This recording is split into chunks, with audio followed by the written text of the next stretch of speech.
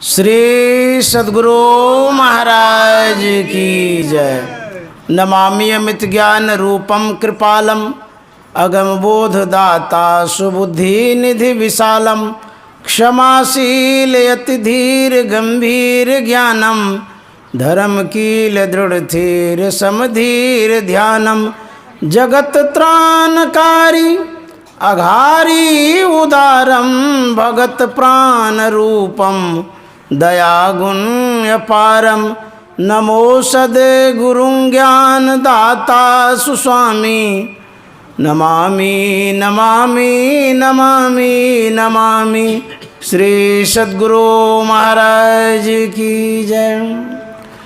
प्रातः स्मरणीय अनंत श्री विभूषित परमाराध्य सद्गुरु महाराज गुरुदेव महर्षि संत सेवी परमहंस जी महाराज, उपस्थित सत्संग प्रेमी महानुभावों, माता एवं बहनों, अभी हम लोग श्राद्ध के उपलक्ष्य में सत्संग कर रहे हैं। स्वर्गीय किशोरी पासवान बाबू के याद में, स्मृति में उनके आवास पर कर रहे हैं। यह दाऊदवाट अलीगंज भागलपुर है। उनके जो सुपुत्र हैं आदरणीय सहदेव पासवान बाबू, जिनके द्वारा यह आयोजन किया गया है, जिनके श्रद्धा विशेष से मुझे बुलाया गया है, उन्होंने मुझे बुलाया, मेरा बड़ा सौभाग्य है। और उनकी श्रद्धा और गुरु भक्ति को नमन करता हूँ। आप लोग जो श्रद्धालु सत्संग में बैठे हैं, आप लोगों को बहुत बहुत साधुवाद देता हूँ। किसी न किसी कार्य का कारण होता है, बिना कारण का कोई कार्य नहीं होता है।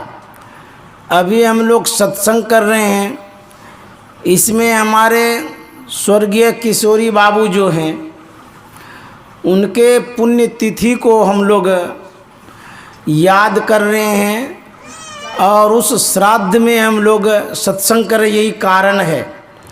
उन्हीं के निमित्त यह सत्संग रखा गया है।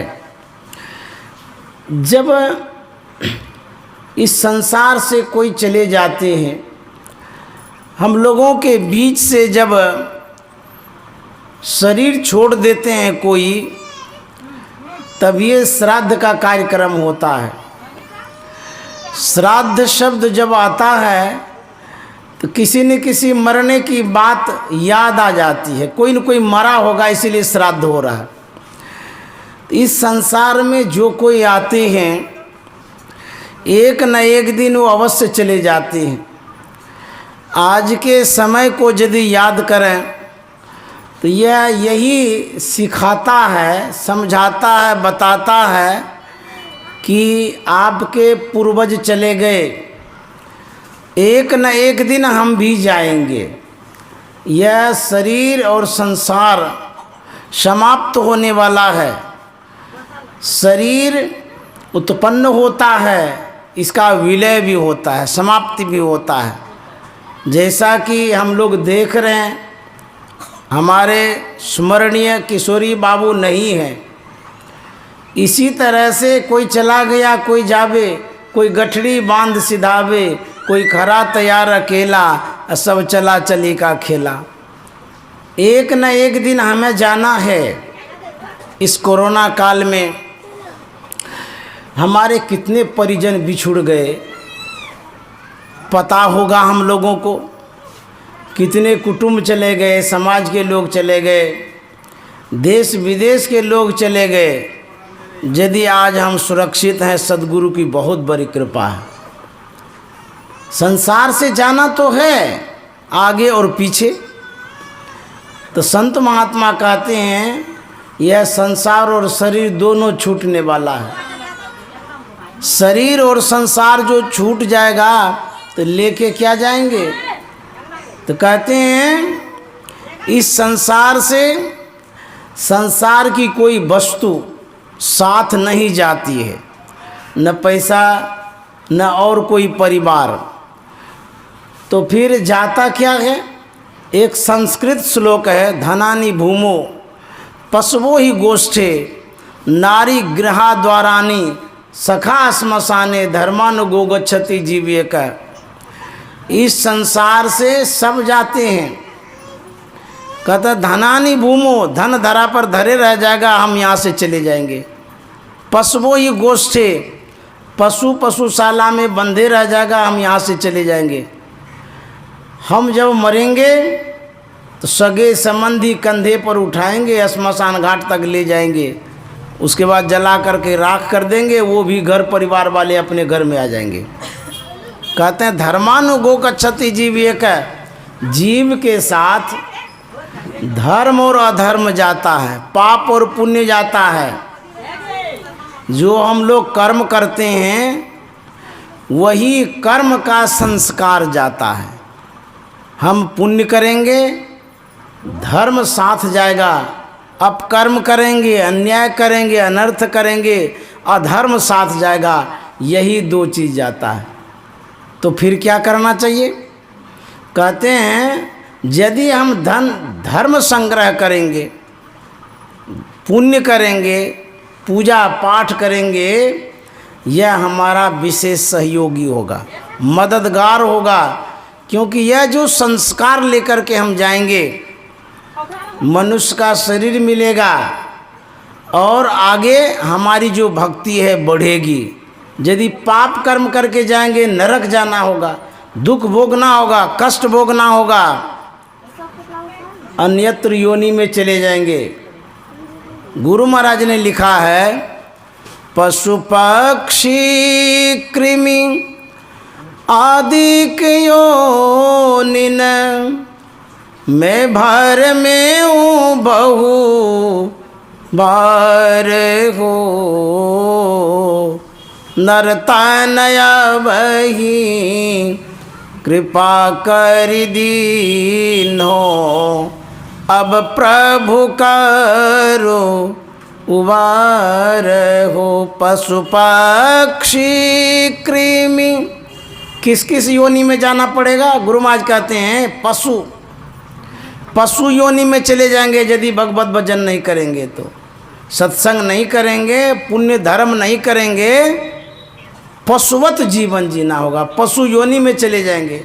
अभी हम लोग मानव हैं, ज्ञानवान प्राणी हैं, अच्छे ढंग से जीते हैं, अच्छे ढंग से खाते हैं। बैल को देखिए, कीचड़ में पड़ा हुआ रहता है, सूखी कुट्टी खाता है, घास खाता है, भूसा खाना पड़ता है, पेट में दर्द है फिर भी हल खींचना पड़ता है।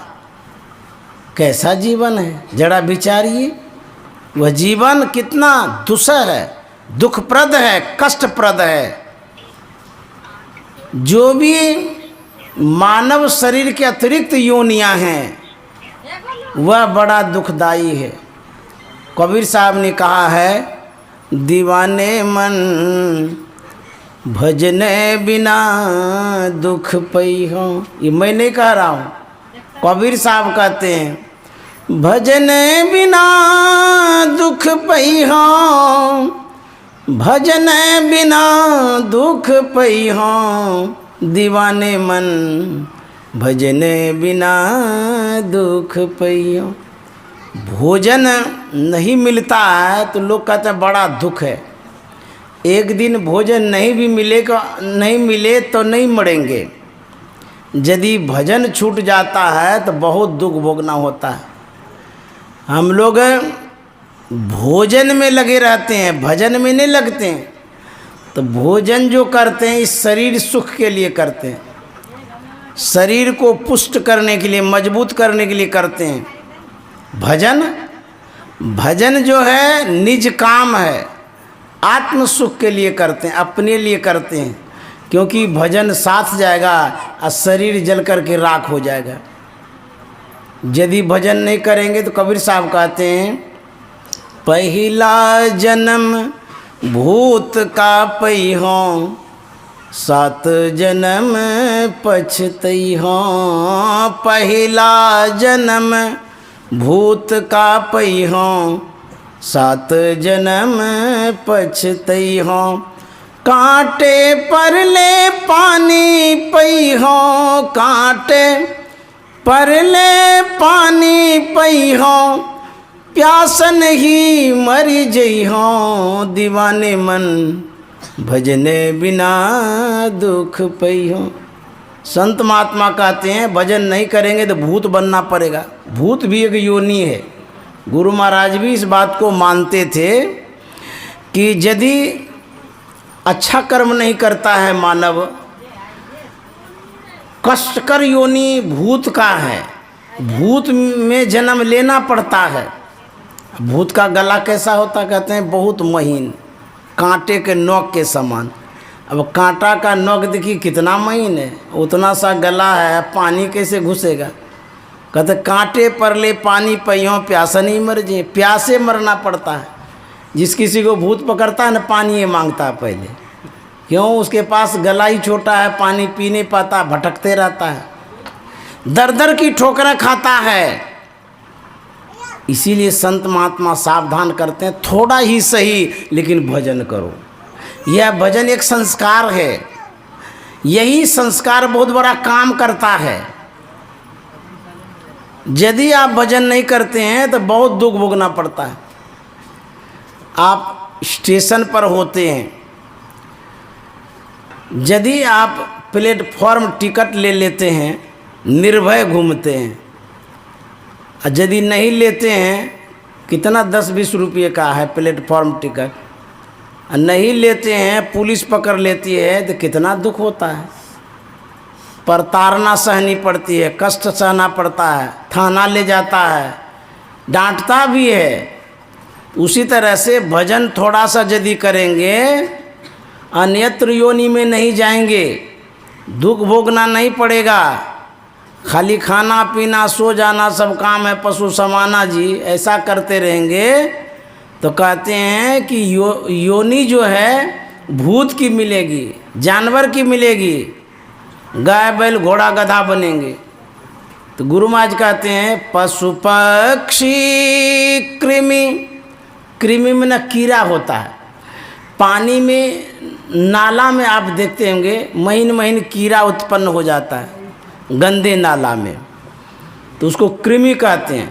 पशु पक्षी कृमि आदिक योनिन, मैं भार में हूँ बहु बार हो। आदिक शब्द लगाने का मतलब है और भी योनियाँ, पशु पक्षी कृमि जितने प्राणी हैं वो सब योनि है। उन योनियों में जन्म लेते रहते हैं, बार बार लेते हैं, मरते हैं, फिर जन्म लेते हैं, मरते हैं। गुरु महाराज कहते हैं पशु पक्षी कृमि आदिक योनिन, मैं भर में हूँ बहुबार हो। एक बार नहीं, बहुबार। एक बार जन्म थोड़ा हुआ है हम लोगों को, बहुत बार हुआ है। स्मृति क्यों नहीं, याद क्यों नहीं है? पिछले जन्म को हम लोग नहीं याद कर पाते हैं, क्योंकि स्मरण शक्ति जो है मंद पड़ गई है। जब साधना करते हैं, उच्चावस्था को प्राप्त करते हैं, जैसे भगवान बुद्ध जैसे जब बन जाएंगे, याद आ जाएगा। भगवान बुद्ध को कई एक जन्म याद था, कभी बैल में गए थे और भी योनि में गए थे, तो वो बता रहे थे। हम लोग भी कितने योनियों में गए हैं कोई पता नहीं है। आदिक योनि में भर में बहुबार हो, बहुत बार हम लोग गए। जब माताएं बच्चा जनती हैं उस समय उसको बहुत पीड़ा होती है, प्रसव पीड़ा। कोई कोई माताएं उस पीड़ा से परेशान होकर के वह प्रतिज्ञा करती है इतनी जो पीड़ा है, इतना जो दुख है, अब मैं दूसरा बच्चा ही नहीं जनूंगी। प्रतिज्ञा करती है कि दोबारा बच्चा जन्माएंगे ही नहीं। लेकिन कुछ दिन ही बातें बीतती है, उस पीड़ा को भी भूल जाते हैं, फिर दूसरा बच्चा जनती है। उसी तरह से हम लोग आवागमन में पड़े हुए हैं, दुख आता है, उस समय हम लोग भगवान को याद करते हैं, प्रार्थना करते हैं, बेचैनी महसूस करते हैं। जब दुख दूर हो जाता है तब भूल जाते हैं। जब बीमारी होती है, डॉक्टर के पास जाते हैं, चीड़ फाड़ करता है, तब पता चलता है कितना दुख है। उस समय छटपटाते हैं, चिल्लाते हैं। जब ऑपरेशन हो जाता है, पीड़ा कम हो जाती है, फिर उस दुख को भूल जाते हैं। ठीक उसी तरह से हम इस संसार में आए हैं। जब दुख आता है तब परमात्मा को याद करते हैं, भगवान को याद करते हैं। और जब वह दुख दूर हो जाता है तो उसको भूल जाते हैं। संत महात्मा कहते हैं, शरीर का सुख और दुख जब आता है तब आप भगवान को याद करते हैं या भुला जाते हैं। ये तो एक बार का है, लेकिन सबसे बड़ा दुख क्या है? गुरु महाराज ने कहा, आवागमन सम दुख दूजा, है नहीं जग में कोई, इसके निवारण के लिए प्रभु भक्ति करनी चाहिए। सबसे बड़ा दुख क्या है? जन्मना और मरना। जन्मत मरत दूसरा दुख लागी। जन्मने और मरने में बहुत पीड़ा होती है। बच्चा जिंदगी और मौत से जूझता है, बाहर हो पाता है, परमात्मा की बड़ी कृपा है। नहीं तो कितने बच्चे तो मर ही जाते जन्म लेते लेते। तो यह जो दुख है, इस दुखों से मुक्ति यदि चाहते हैं, छुटकारा यदि चाहते हैं, इसी के लिए भगवत भजन है, सत्संग है। इसी के लिए मनुष्य का शरीर मिला है। नरतनया बही कृपा कर दीनो, अब प्रभु करो उबार हो। नरतनया बही कृपा कर दीनो, अब प्रभु करो बार हो। कहते हैं, हे प्रभु उबार कर दीजिए। अब की बार जो मनुष्य का शरीर मिला है, इसी शरीर में हमको उद्धार कर दीजिए, उबार दीजिए। तो इसके लिए क्या करना होगा? अपना यदि उद्धार चाहते हैं तो गुरु महाराज कहते हैं, अपनी भगतिया सतगुरु साहब, मोहे कृपा करी देहु हो।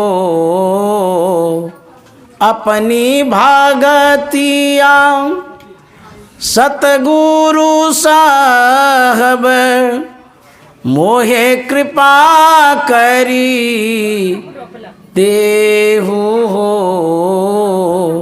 जुगन जुगन भव भटकत बीते, अब भव बाहर ले हो। गुरु महाराज कहते हैं, अपनी भगतिया, आपकी जो अपनी भक्ति है, सेवा, वह हमें प्रदान कर दीजिए। ये जो जुग जुग से हम भटक रहे थे, कितनी योनियों को भोगना पड़ा, जाना पड़ा, उससे हमको छुटकारा दे दीजिए। यह गुरु महाराज मांगते हैं, भक्ति मांगते हैं। हम लोग रामचरितमानस से पाठ सुन रहे थे, वहीं से भगवान श्री राम का उपदेश था, बड़े भाग मानुष तन पावा, सुर दुर्लभ सब ग्रंथ ही गावा। कहते हैं, यह जो मनुष्य का शरीर है, बड़े भाग्य से मिला है। यह देव दुर्लभ शरीर है, सुर दुर्लभ सब ग्रंथ ही गावा। साधन धाम मोक्ष कर द्वारा, पाई न जही पर लोक समारा। इस शरीर में विशेषता क्या है? इस शरीर में साधन धाम है। विचारते हैं, सोचते हैं इस शरीर में क्या क्या है। 3.5 हाथ का शरीर है। ऊपरी दृष्टि से तो हम देखते रहते हैं, गोड़ा है, नाटा है, खोटा है, छोटा है, मोटा है। लेकिन अंतर के दृष्टि से जब देखिएगा, इस शरीर की गहराई बहुत है, डीप बहुत है। कितनी गहराई है, इसको समुद्र की संज्ञा मिली है। समुद्र के समान इसमें जगह है, गहराई है। एक बार आदरणीय श्री महेश्वर प्रसाद सिंह गुरु महाराज के पास आए। वो उस समय गुरु महाराज के जीवन पर शोध कर रहे थे, कटिहार के रहने वाले थे। उन्होंने जब शोध के क्रम में कबीर साहब की वाणी को पढ़ा कि डुबकी मारी समुद्र में निकसा जाए आकाश, गगन मंडल में घर किया हीरा पाया दास, उसको समझ में ये बात नहीं आई। उस सोचने लगे कोई भी डुबकी मारेगा समुद्र में पाताल जाएगा कि आकाश जाएगा। ये तो कबीर साहब उल्टे लिख दिए कि आकाश कैसे जाएगा कोई भी। तो नहीं समझ में आया तो गुरु महाराज से पूछने आए। तो गुरु महाराज से उन्होंने आग्रह किया कि हुजूर, यह जो कबीर साहब की वाणी है, डुबकी मारी समुद्र में निकसा जाए आकाश, गगन मंडल में घर किया हीरा पाया दास, ये बात हमको समझ में नहीं आ रही। कोई भी डुबकी मारेगा पाताल जाएगा कि आकाश जाएगा। तो गुरु महाराज ने बड़े ही प्रेम से उन्हें बताया था कि महेश्वर बाबू, कबीर साहब की दूसरी वाणी नहीं पढ़े हैं।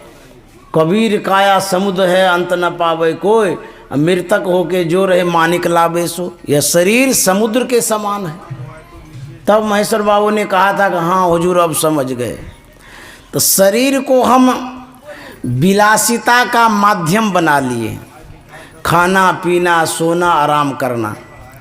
इसकी गहराई में नहीं जाते हम लोग, अंतर में नहीं प्रवेश करते हैं, खोजते नहीं हैं भीतर में। जैसे समुद्र के किनारे आप कोई गए होंगे, जो गंगा सागर है पास में ही समुद्र है, और भी समुद्र बहुत है। यदि आप किनारे गए होंगे तो आप देखे होंगे उस किनारे में घोंघा सितवा शंख सब कुछ रहता है, मछली भी रहती है। तो जो जिस तरह के खोजी होते हैं उस तरह की वस्तु को पाते हैं। कोई समुद्र के किनारे से घोंघा सितवा चुनता है, मछली चुनता है, वो लेकर के घर जाता है। और कोई विशेष खोजी होते हैं तो समुद्र के भीतर में घुसते हैं, बड़ी बड़ी मछलियों को पकड़ते हैं। और भी विशेष खोजी कोई होते हैं वैज्ञानिक टाइप का, विशेष खोजी को बहुत ठोस द्रव्य तरल पदार्थ समुद्र में मिलता है। तो जिस तरह के जो खोजी होते हैं उस तरह के वस्तुओं को पाता है, स्वाभाविक है ये। ठीक उसी तरह से यह जो शरीर है समुद्र के समान है। इस शरीर के भीतरी तल में जो विशेष डुबकी मारता है, प्रवेश करता है, उसको विशेष वस्तु की उपलब्धि होती है। इसके अंदर में सुख है, शांति है, समृद्धि है, साधन है, परमात्मा है। भीतर घुसते ही नहीं, हम लोग बाहरे बाहरे ढूंढते रहते। इस शरीर में बहुत कुछ है लेकिन हम लोगों को पता ही नहीं। मान लिया जाए आपका घर है, जिस घर में सोना है, चांदी है, हीरा जवाहरत, बहुत रुपया भरा हुआ है, उसमें ताला लगा हुआ है, चाबी आपके पास नहीं है, क्या उस संसाधन से सुख आप ले सकते हैं?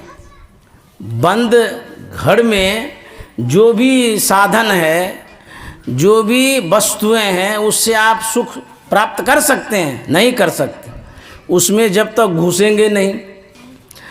तो उसी तरह से हमारे शरीर के अंदर में भी बहुत सुख सुविधा है, हम घुस नहीं पा रहे हैं क्योंकि चाबी प्राप्त नहीं किए हैं। घुसेंगे कैसे? प्रयास भी तो नहीं करते हैं। सुबह उठते हैं, कहाँ से उठते हैं? गहरी नींद से, अज्ञान की अवस्था से सोए थे, मृतवत हो गए थे, मरे हुए जैसे थे। पता था संसार है कि नहीं है, जब जगे तब पता चला। तो लोग रोज मरता है, जीते हैं, ये भगवान की बहुत बड़ी कृपा है। तो अज्ञान की अवस्था में थे, अंधकार में थे, गंदगी के स्थान में पड़े हुए थे। वहाँ से उठे, थोड़ा ऊपर आए, कंठ में आ गए, स्वप्न जगत में आए। वहाँ से उठे, जागृत में आ गए, आँख में आए, आँख से फिर बाहर चले गए। भीतर कहाँ घुसे? बाहर में संसार में चले गए कमाने के लिए, खाने के लिए, मिलने के लिए, जुलने के लिए। फिर सुबह से शाम तक काम किए, घर आए, खाए पिए, आंख बंद हो गई, फिर चले गए भीतर। नीचे ही तो जाते रहते हैं, ऊपर कहाँ उठते हैं। रोज उठते हैं, आंख तक तो आते हैं, आंख से फिर नीचे चले जाते हैं। संत महात्मा कहते हैं 3 अवस्था तजऊँ भजऊँ भगवंत, मन क्रम वचन अगोचर व्यापक व्याप्य अनन्य। ये जो 3 अवस्था है, जागृत, स्वप्न और सुषुप्ति, इन तीनों से कहते हैं ऊपर उठने के लिए 4थी अवस्था में जाना होगा, तब आपको भीतर का पता चलेगा भीतर में क्या क्या है। आप गेट तक तो आते हैं, वहीं से मुड़ जाते हैं। एक जन्मांध व्यक्ति था, वह किसी चार दीवारी में बझ गया, दिखाई तो दे नहीं रहा था उसको। बहुत लंबी चौड़ी दीवार थी, बहुत दूर तक दीवार थी। वह दीवार स्पर्श करते हुए आगे बढ़ रहा था कि जहाँ गेट मिलेगा निकल जाएंगे। करते करते करते एक ही गेट था, वहाँ पहुँचता है। गेट में जैसे प्रवेश करेगा उसके पहले उसको खुजली हो जाती है, वो दीवार छोड़ करके खुजलाने लगता है और खुजलाते खुजलाते आगे बढ़ जाता है। तो गेट तो छोटा सा ही तो था, वो आगे बढ़ गया, फिर वो पकड़ता है दीवार को, फिर घूमने लगता है, फिर आता है उस गेट के पास, खुजली हो जाती है, फिर वो पार हो जाता है, उसी चार दीवारी में घूमते रहता है।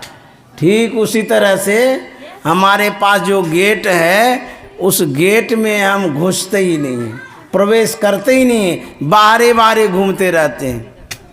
इसीलिए भीतर का पता नहीं चलता है। अच्छा, प्रयास भी तो नहीं करते हैं भीतर घुसने का। संत महात्मा कहते हैं आंख बंद करके भीतर में ढूंढिए कि ये शरीर कैसा है।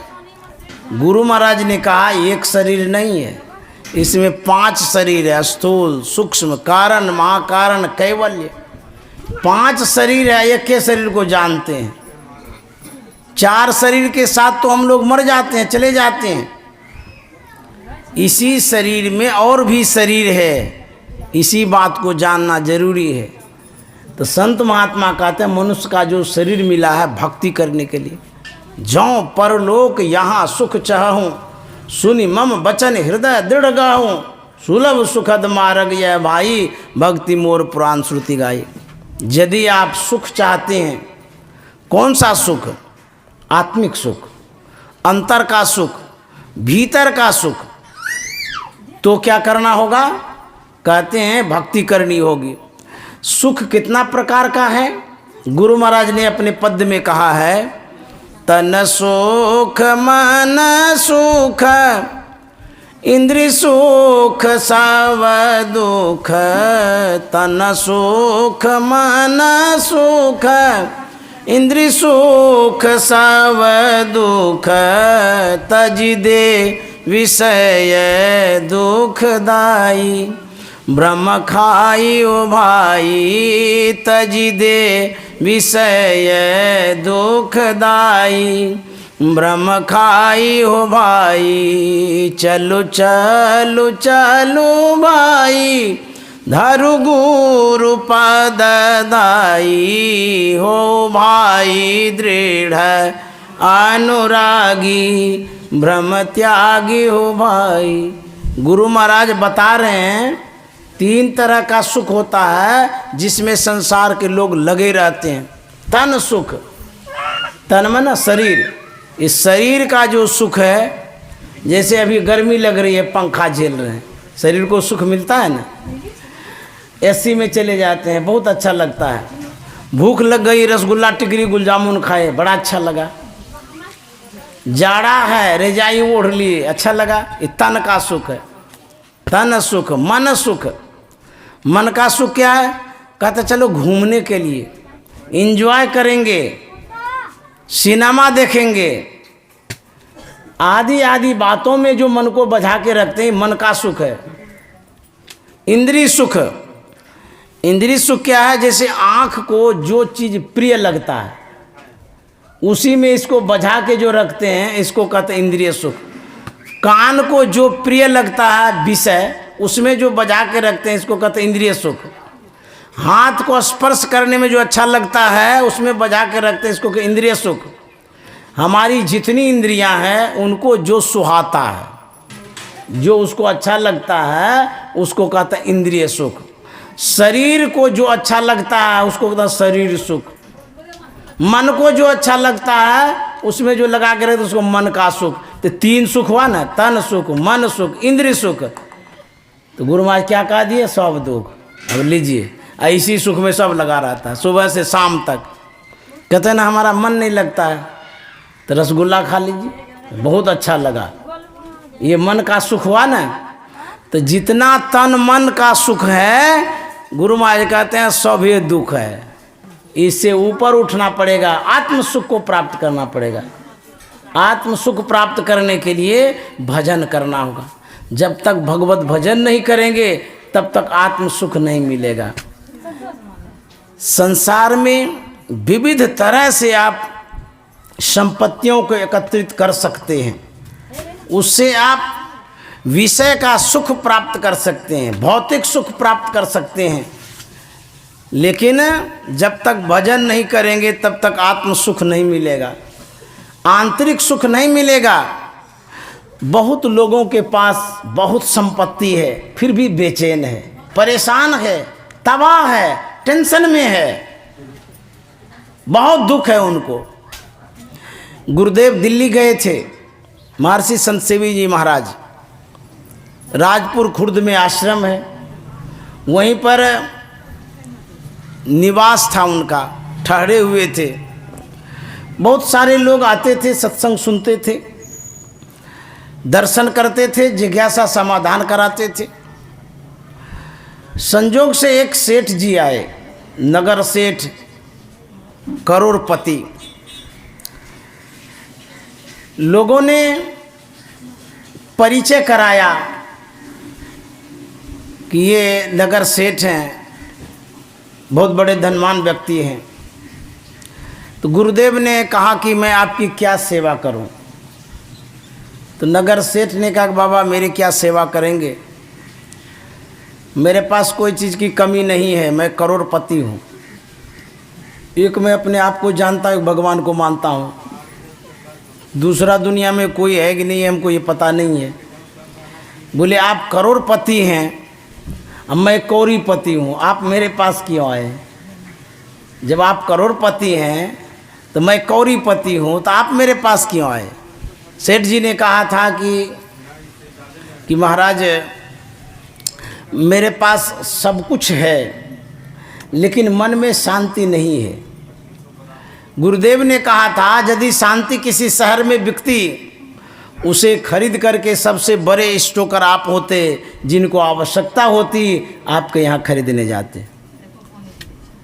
भारत में यदि शांति नहीं मिलती है तो अमेरिका तो बहुत पैसा वाला है, उनके पास होना चाहिए शांति।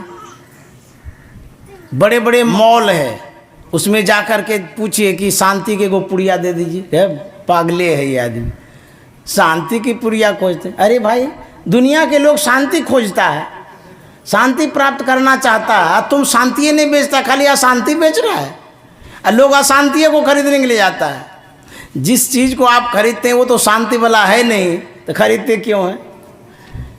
उनसे मांगिए कि हमको शांति चाहिए, हमको सुख चाहिए, मन में शांति मिले ऐसा चीज़ हमको दीजिए। बिग बाजार वाले को बोलिए, यदि नहीं है तो उसको बोलिए कि आप विदेश से मंगा के दीजिए।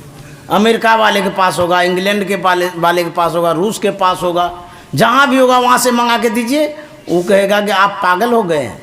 शांति कहीं मिलती है, जो चीज़ सही है उसकी मांग में कहता पागल है, और जिस मांग में सुख शांति नहीं है उसी में लोग भूले हुए हैं। बुझिए तो शांति की मांग कोई खराब चीज़ है? शांति मांगिए तो पागल कहेगा, अशांति मांगिए तो कहेगा अच्छा आदमी है। तो संसार के लोग शांति ढूंढते हैं लेकिन मिलती कहीं नहीं है। यदि रुपयों में शांति मिलती तो अंबानी को शांति मिलती है, उनसे जाकर के मिलिए, पूछिए कि आपको मन में शांति है, वो कहेगा नहीं बहुत टेंशन है, कारोबार इतना बड़ा है, रात दिन बेचैन रहते हैं। भजन में होत आनंद आनंद, बरसद विसद अमी के बादर भीजत है कोई संत। किसको आनंद है? जो भजनानंदी है, जो संत हैं, जो साधक हैं, जो सत्संगी हैं, उसको सुख है, शांति है, आनंद है। तो गुरु महाराज ने रास्ता बतलाया शांति का। क्या रास्ता है? नुकते सफेद सन्मुख, झलके झलाझली, शहरग में नजर थिर कर, तज मन की चंचली। नुकते सफेद सन्मुख, संतों ने कही यही शांति की असली। संतों ने कही यही शांति की असली। शांति को जो चाहता तज और जो नकली। शांति को जो चाहता तज और जो नकली। नुकते सफेद सन्मुख। गुरु महाराज ने क्या रास्ता बतलाया? कहते नुकते सफेद सन्मुख। नुक्ता का अर्थ होता है बिंदु। बिंदु जो अंदर में है वह बिंदु शांति का मार्ग है, साधन है, व्यवस्था है। यदि हम ध्यान करते हैं, दृष्टियों की क्रिया करते हैं, बिंदु ध्यान करते हैं, उसमें शांति मिलती है। संतों ने कही राह यही शांति के असली। एक ने नहीं, संतों ने, जितने संत हो गए, जो ज्ञानी हैं, आत्मज्ञानी हैं, ईश्वर भक्त हैं, सबों ने एक स्वर से कहा अंतर ध्यान करने से शांति मिलेगी। संतों ने कही राह यही शांति की असली। शांति को जो चाहता तज और जो नकली। यदि शांति चाहते हैं, सदगुरु महाराज के पास मिलती है, वहाँ जाकर के आप ले सकते हैं। कुप्पा घाट में आकर के ले लीजिए, वहाँ शांति है। किसी मॉल में नहीं मिलेगा, किसी शहर में शांति नहीं मिल सकती है, यहाँ है, यहाँ से लीजिए। गुरु महाराज ऋषिकेश गए थे, वहाँ पर एक बड़े महात्मा थे जो विदेश में प्रचार करते थे। उन्होंने गुरु महाराज के प्रवचनों को सुना, वचनों को सुना, बड़े प्रभावित हो गए। वो इतने बड़े महात्मा थे, उन्होंने कहा कि महाराज मैं आपको हवाई जहाज़ गिफ्ट करता हूँ। सुनकर के विश्वास भी नहीं होता होगा साधारण लोगों को, लेकिन वो सही में कह रहे थे। मैं आपको हवाई जहाज़ देता हूँ। गुरु महाराज ने कहा क्यों? महर्षि महेश योगी थे वो, ऋषिकेश वाले। तो बोले कि इस हवाई जहाज़ से आप विदेश में प्रचार करिएगा, क्योंकि आपका जो ज्ञान है उस ज्ञान का अभाव है विदेश में। मैं विदेश प्रचार जरूर करता हूँ, लेकिन आपका जो ज्ञान है वह ज्ञान मेरे पास नहीं है। मैं आपको हवाई जहाज़ देता हूँ, आप हवाई जहाज़ से विदेश जाइए, प्रचार प्रसार करिए। गुरु महाराज ने कहा था मुझे इस हवाई जहाज़ की आवश्यकता नहीं है, मेरे पास बैलगाड़ी वाला हवाई जहाज़ है, उसी से मैं चलता रहता हूँ। और जहाँ तक रही विदेश में प्रचार करने की, पहले तो मैं अपने देश के अंधेरे को दूर कर लूँ, तब विदेश में जाकर के उजाला करूँगा। अब देखिए गुरु महाराज कितने दयालु थे, कृपालु थे। यदि प्रलोभन में पड़ के विदेश चले जाते तो आज हम किस स्थिति में होते बताइए? हमारे तक ज्ञान आता है?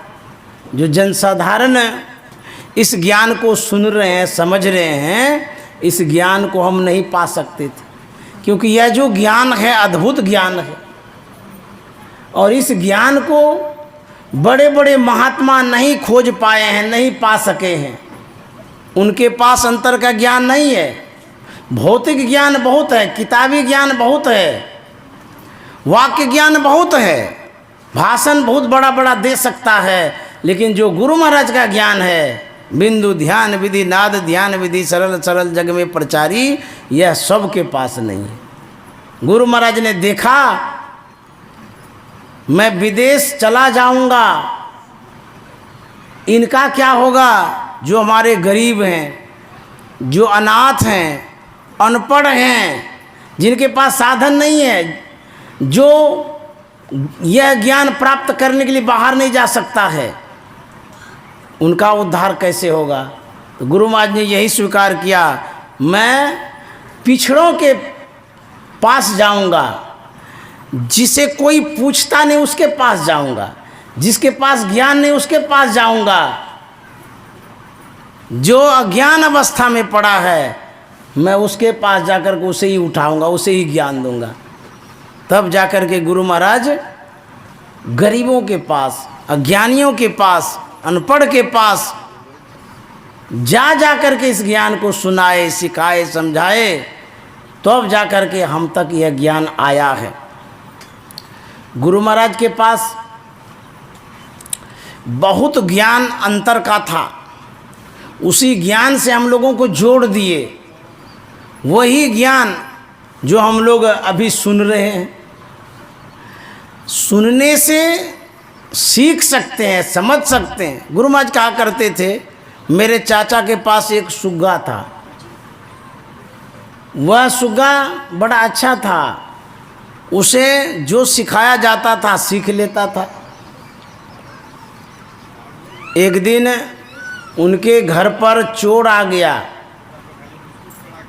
तो सबके सब सोए हुए थे, सुग्गा जगा हुआ था।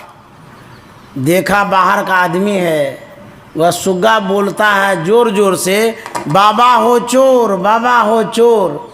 ऐसे जो चिल्लाया, सबकी नींद खुली, सब जगह, चोरवा भाग गया। तो गुरु महाराज कह रहे थे, जब एक पक्षी,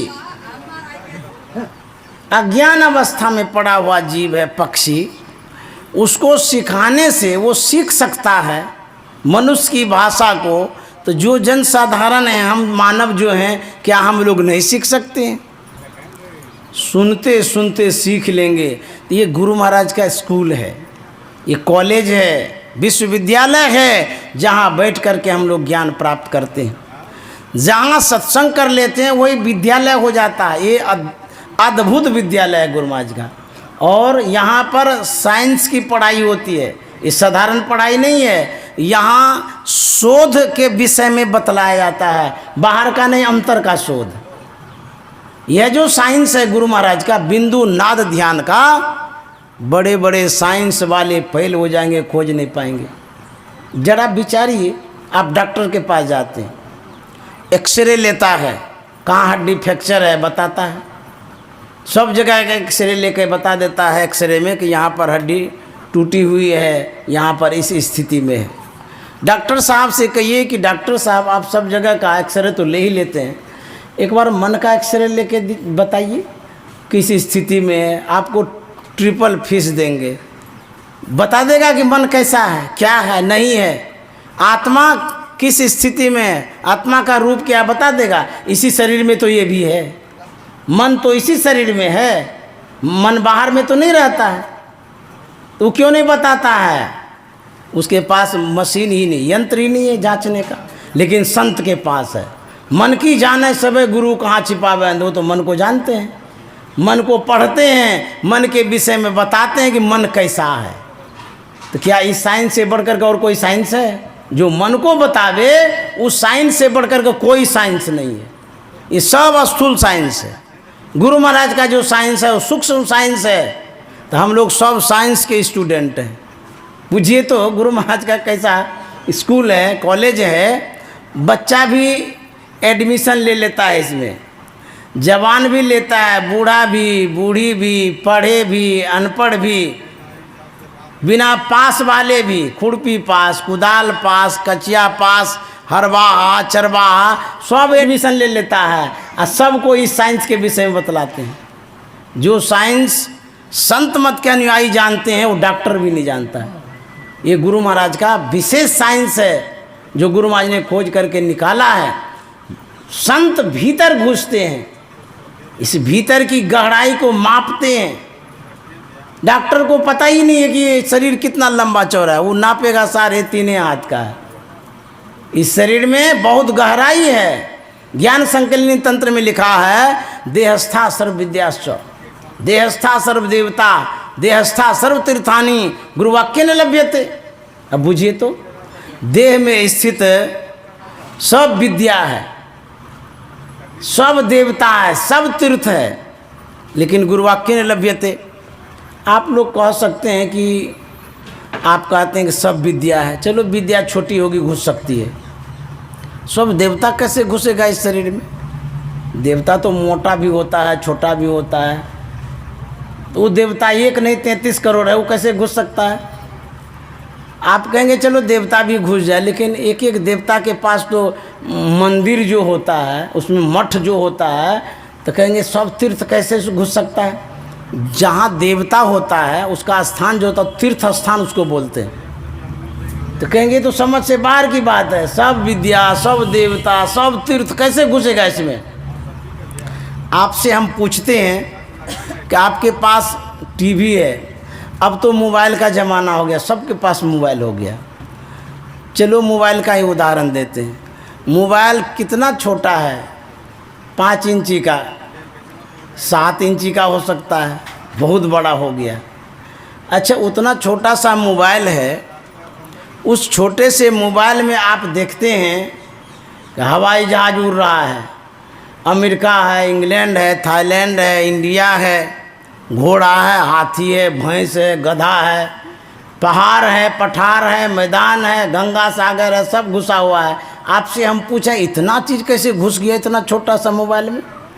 आप कहेंगे ये तो भौतिक वैज्ञानिकों का चमत्कार है कि यंत्र विशेष के माध्यम से वो दिखा देता है। आपके भौतिक वैज्ञानिकों में इतनी क्षमता है कि छोटे से मोबाइल में पूरी दुनिया दिखा देता है। क्या हमारे महावैज्ञानिक जो परमात्मा है उनमें क्षमता नहीं है 3.5 हाथ शरीर में सब दुनिया दिखा दे? गोस्वामी जी ने लिखा है सकल दृश्य निज उदर मेली, शोभय निद्रा तय योगी, सोई हरिपद अनुभव परम सुख, अक्षय द्वैत वियोगी। सकल दृश्य का मतलब सकल मन सब, दृश्य मन जिसको आँख से देखते हैं उसको दृश्य कहते हैं। जितना जो कुछ आप देखते हैं, चाहे पृथ्वी के ऊपर में या पृथ्वी के नीचे में, सब कुछ योगी अपने अंदर में देखता है। अब बुझिए तो वो कैसे घुस गया? हमारे शरीर में सब कुछ है, सब कुछ देख सकते हैं, लेकिन साधन विशेष के द्वारा, युक्ति के द्वारा। गुरुवाक्य न लभ्यते, जब तक गुरु का वाक्य नहीं मिलेगा, भेद नहीं मिलेगा, तब तक इस रहस्य को जान नहीं पाएंगे, घुस नहीं पाएंगे, समझ में बात नहीं आएगी। तो गुरु वाक्य की आवश्यकता है, गुरु ज्ञान की आवश्यकता है। तो हमारे शरीर में सब कुछ है, लेकिन प्रवेश करेंगे तब पता चलेगा। इसी के लिए गुरु महाराज ने कहा यही मानुष देह समैया में करो परमेश्वर में प्यार। यही मानुष देह समैया में करो परमेश्वर में प्यार। कर्म धर्म को जला खाक कर देंगे तुमको तार, करो परमेश्वर में प्यार। गुरु महाराज कहते हैं इसी मनुष्य शरीर में और समय में, शरीर और समय दोनों परिवर्तनशील है, दोनों अनमोल है। शरीर भी अनमोल, समय भी अनमोल है। इसी शरीर में, इसी समय में क्या करना है? करो परमेश्वर में प्यार। कर्म धर्म को जला खाक कर देंगे तुमको तार। कर्म इंद्रियों का जो कर्म है, धर्म इंद्रियों का जो धर्म है, कहते हैं दोनों को जला करके खाक कर देंगे। अर्थात इंद्रियों के कर्म और धर्म से ऊपर उठ जाएंगे, परमात्मा को प्राप्त करेंगे, सुख और शांति मिलेगी। यही संदेश उपदेश आदेश संत दे गए हैं और इसी के लिए मनुष्य का शरीर मिला है। इस मनुष्य शरीर में हम लोगों को यही करना है। गुरु महाराज जब शरीर परित्याग कर रहे थे, छोड़ रहे थे, संसार से जा रहे थे, उनका अंतिम वाक्य, अंतिम वचन जो कबीर साहब के पद्यों में उन्होंने कहा है, सुकृत कर ले, नाम सुमर ले, को जाने कल की, जगत में खबर नहीं पल की। करना क्या है? कहते शुभ कर्मों को कर लीजिए, सुबह से शीघ्रम, टाला टूली कुछ भी नहीं, शुभ कामों जल्दी कर लीजिए। क्यों? कल का सूरज देखेंगे नहीं देखेंगे, और शुभ काम रह जाएगा तो अफसोस बना रहेगा मन में। आज हमारे बीच स्वर्गीय किशोरी पासवान बाबू नहीं है, उनकी याद में सत्संग हो रहा है। बड़े पुण्यात्मा होंगे, धर्मात्मा होंगे, महान आत्मा होंगे, क्योंकि सबके श्राद्ध में सत्संग नहीं होता है और सबके सुपुत्र सत्संग नहीं कराते हैं। बहुत के पुत्र होते हैं, कुछ नहीं कराता है, भोज भंडारा भी नहीं करता है, छोड़ देता है। लेकिन इनके सुपुत्र, हमारे किशोरी बाबू के जो सुपुत्र हैं सहदेव पासवान बाबू, ये कितने संस्कारी हैं जो अपने पिता के याद में सत्संग करा रहे हैं। सत्संग कराने से क्या होता है, एक कथा कह के मैं विराम देना चाहूँगा। राजा जनक अपने गुरु अष्टावक्र को बुला करके सत्संग करा रहे थे। अष्टावक्र यही कोहल ऋषि के पुत्र थे, यही कहल गांव के रहने वाले। सत्संग प्रारंभ था, श्रोता लोग बैठे हुए थे, बड़ी भीड़ थी। अचानक हलचल होने लगता है, एक विशालकाय सांप उसी भीड़ में घुसता है, तो डर के मारे सब भागने लगता है। अष्टावक्र मुनि की नज़र पड़ जाती है सांप पर। उन्होंने कहा कि आप लोग हलचल नहीं करिए, आने दीजिए उसको। तो जब अष्टावक्र मुनि ने कहा तो सब चुप हो गए, सोचे कि क्या बात है, नहीं है, जब कह रहे हैं कुछ नहीं करने के लिए तो क्यों करेंगे, नहीं तो लोग मार देता है। बोलेगा अपने अपने जगह पर आप रहिए, सांप को आने दीजिए। आते आते वो मंच तक गया, मंच के पास वो बैठ गया। अष्टावक्र मुनि प्रवचन कर रहे हैं, शांत चित्त होकर के सांप सुन रहा है। होते होते पूरा प्रवचन हो गया, जैसे आम लोग सुन रहे थे उसी तरह से सांप भी सुन रहा था। पूरा प्रवचन हो गया, सत्संग समाप्त हो गया। उसके बाद जब लोग जाने लगे तो सांप भी जाने लगा, सांप चला गया। लोगों ने इस दृश्य को जो देखा, मन में उत्सुकता हो गई, जानने की इच्छा हो गई, जिज्ञासा किया कि महाराज वो सांप आया, भगाने भी नहीं दिए, वो आया सही में, सत्संग आपका सुना और सुन करके फिर चला गया। क्या घटना थी ये, क्या था, हम लोग कुछ समझ ही नहीं पाए। सांप हलचल भी नहीं किया। अष्टावक्र मुनि ने कहा था, ये सांप जो आपने देखा, ये राजा जनक के वंशज हैं, पूर्वज हैं। कर्म बस ये सांप योनि में चले गए थे।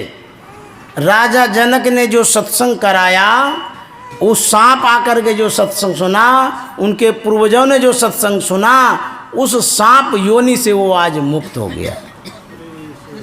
अब देखिए, हम लोग जो सत्संग कराते हैं, ज्ञान यज्ञ कराते हैं, हमारे जो पूर्वज कर्मवश किसी अन्यत्र योनि में यदि होंगे तो उसका भी उद्धार होता है, कल्याण होता है। ज्ञान का बात आप सुनते हैं, आपका भी उद्धार होता है। जिसको सुनाए उसका भी उद्धार हुआ। ज्ञान से बढ़कर के कुछ नहीं होता है। अभी आप पार्टी करते, हो सकता है 10,000, 20,000, 50,000 करते खर्चा। बड़ा आदमी होता, श्राद्ध में लाखों खर्चा करता। लोग आता, पार्टी में सम्मिलित होता, भोज भंडारा करता, खा करके चला जाता। किसी को ज्ञान मिलता? एक को शब्द कोई सिखाता है उसमें? भंडारा किए, भोजन किए, उसके बाद चले गए।